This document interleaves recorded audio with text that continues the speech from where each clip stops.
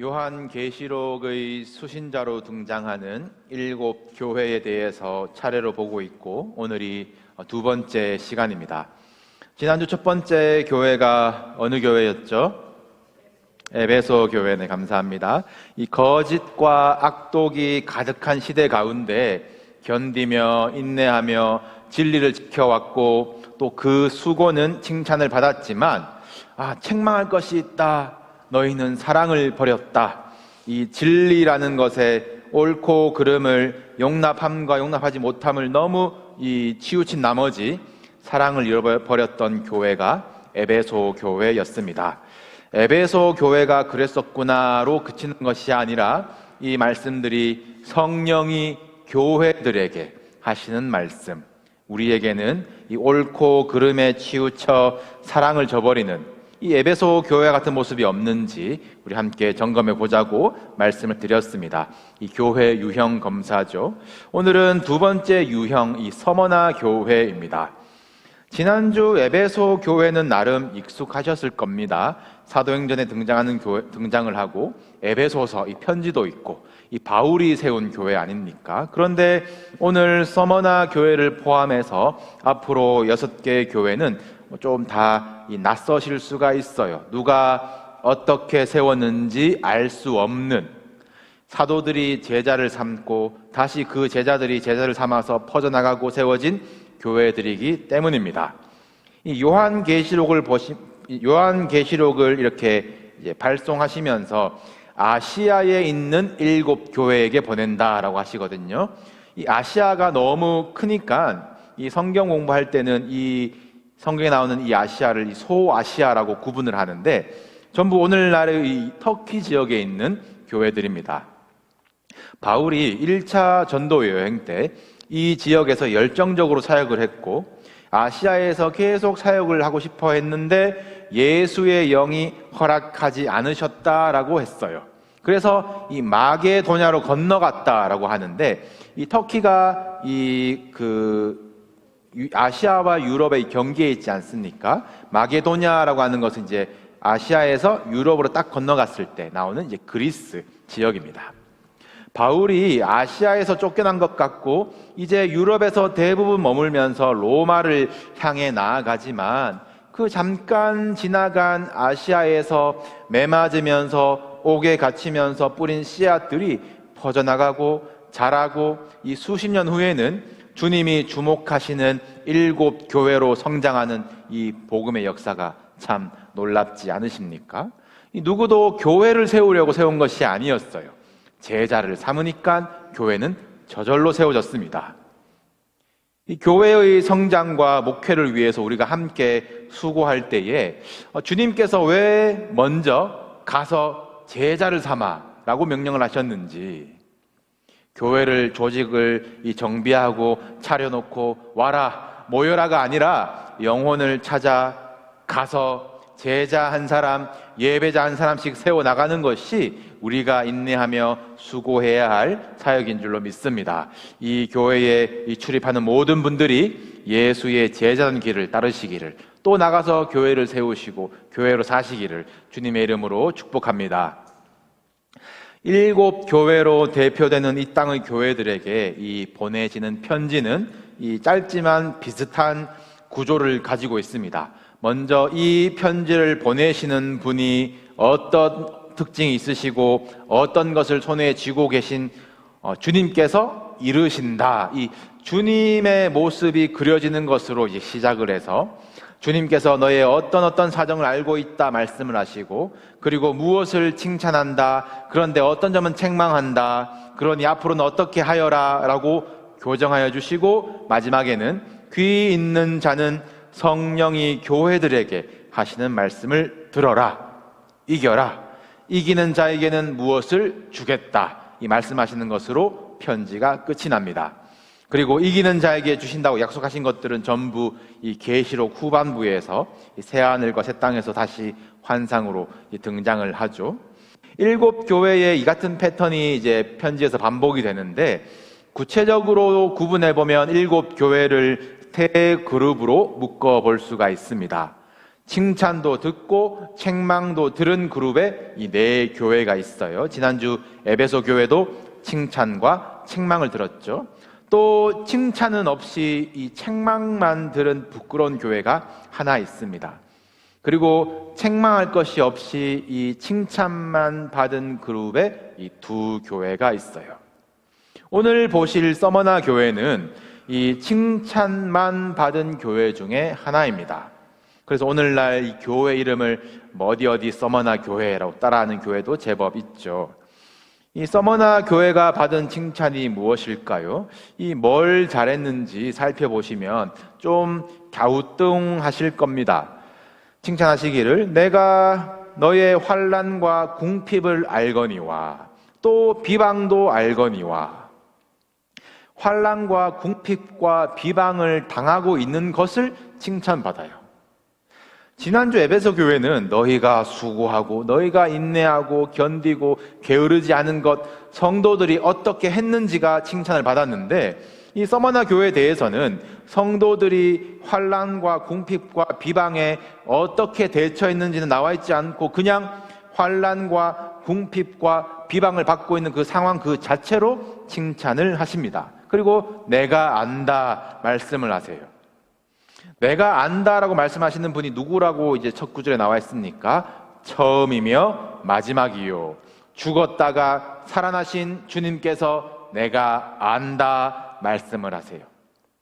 이 처음이며 마지막이라는 표현은 이 처음과 끝만을 말하는 것이 아니죠. 이 처음부터 마지막까지 모든 시간을 주관하시는 하나님의 주권을 표현하는 말입니다.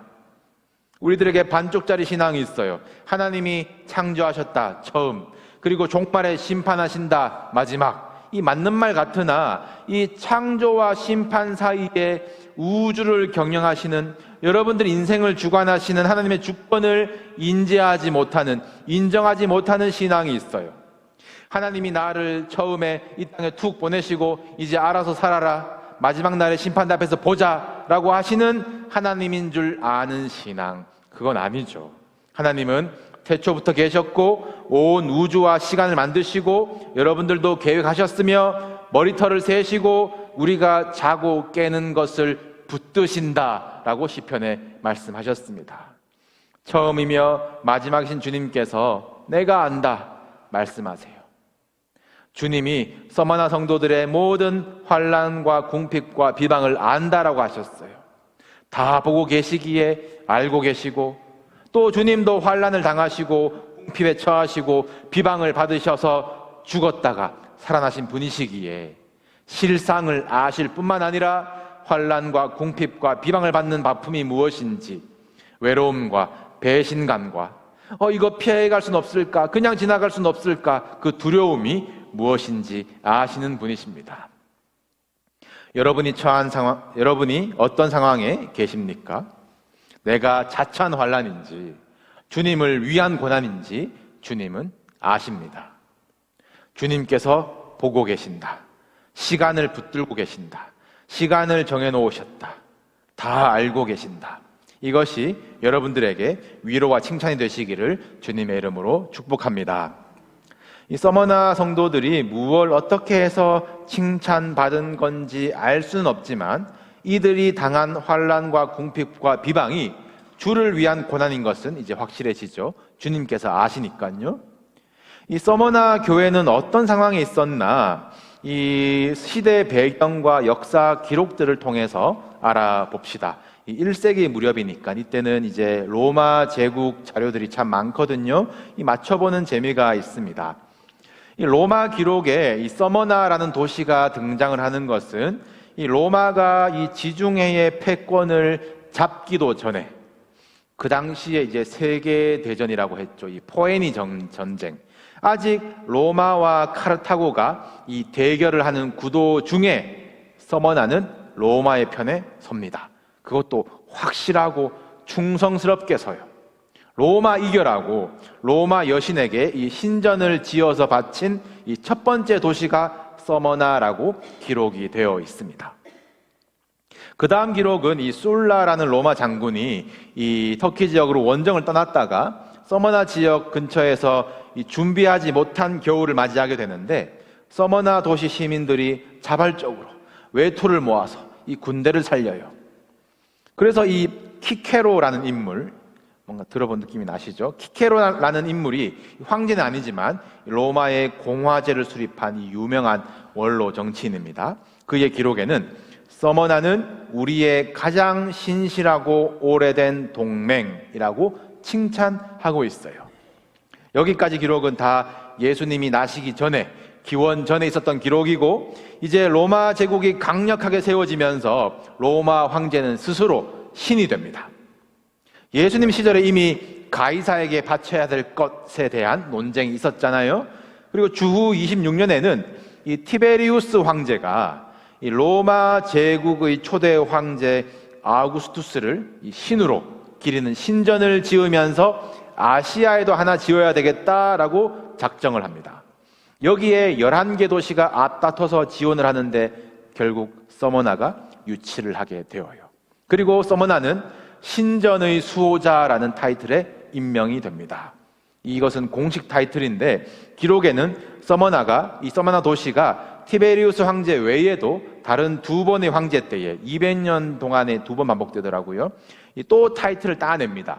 아무튼 이 도시 전체가 이 로마 황제를 수호하는 이 충성된 도시예요. 그럼 로마 입장에서는 최초에 이제 뭐 신전을 지어 바쳤고, 신전의 수호자이고, 로마에게 충성하는 도시에게, 이 로마 황제에게 충성하면 어떻게 되는지, 신전의 수호자라는 영광이 무엇인지 로마가 제대로 보여주는 거예요. 로마 제국의 부귀 영광이 서머나에 쏟아졌습니다. 줄 잘 선 것으로, 로마에 충성한 것으로 도시의 팔자가 바뀌는 것이 굉장히 부요한 도시가 되어요.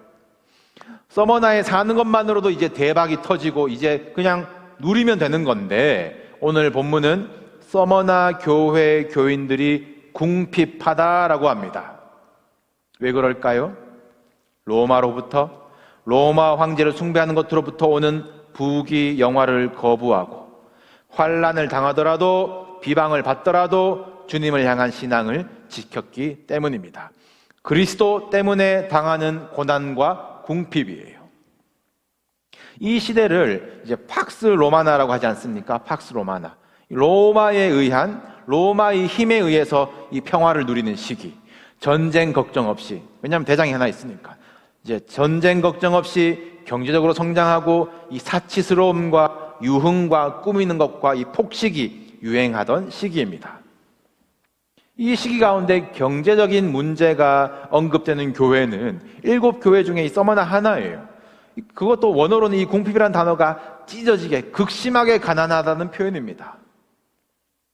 상상을 해봅시다. 모든 경제활동이, 도시의 경제활동이 먹고 사고 이 파는 것이 이 신전 중심으로 돌아갔을 거예요.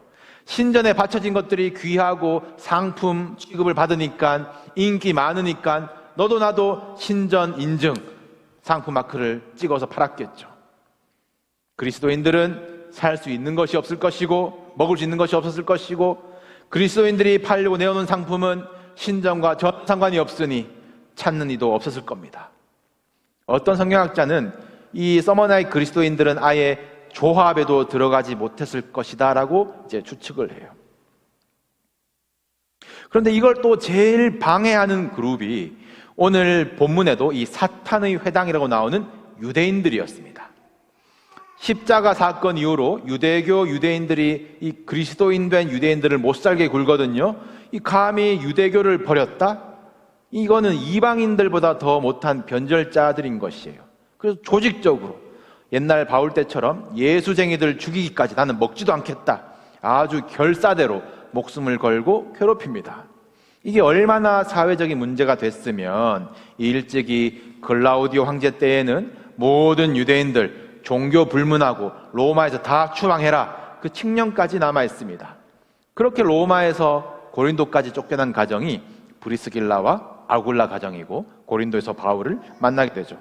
아무튼 오늘 헬라 이름이 많이 나와서 정신이 없으실 텐데, 이 처음에 로마는 유대인들을 구분 없이 핍박했지만 점점 구분하기 시작합니다. 유대교 유대인들, 얘네들은 이방인들에게 포교 안 하네? 그냥 자기네들 고집이 셀 뿐이네? 그럼 너네는 세금 더 내라.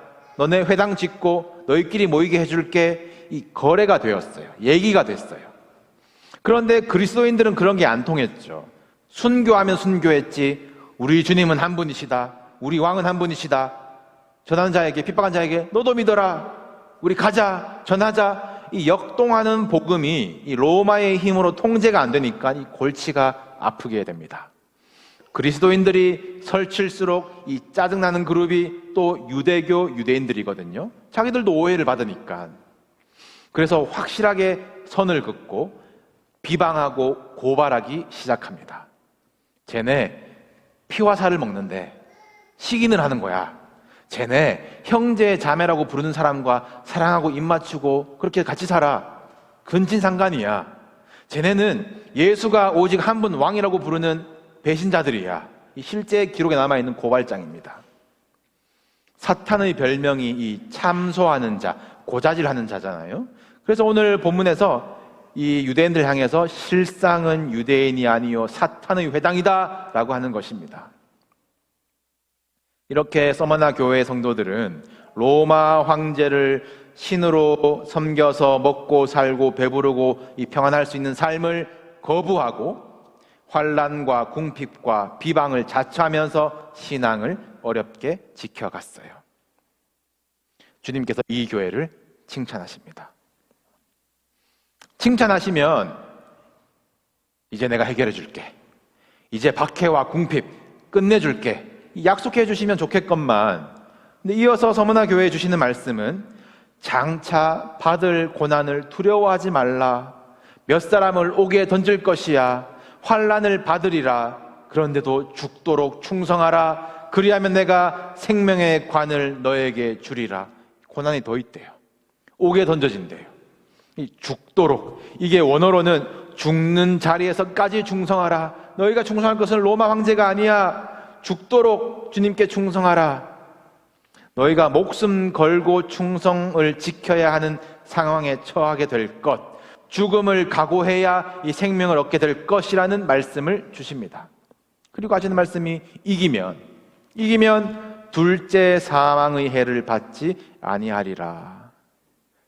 이 칭찬만 받은 교회라는데 보니까 별로 부럽지 않은, 우리는 안 받아도 상관없을 것 같은, 아니면 안 받는 게 더 나을 것 같은 약속들로 들리는 것이 저와 여러분의 솔직한 심정일 것 같습니다.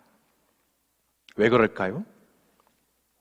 우리가 생각하는 복의 기준이 다르고, 잘됨의 기준이 다르고, 형통의 기준이 다르고, 가치의 기준이 다르기 때문이 아니겠습니까?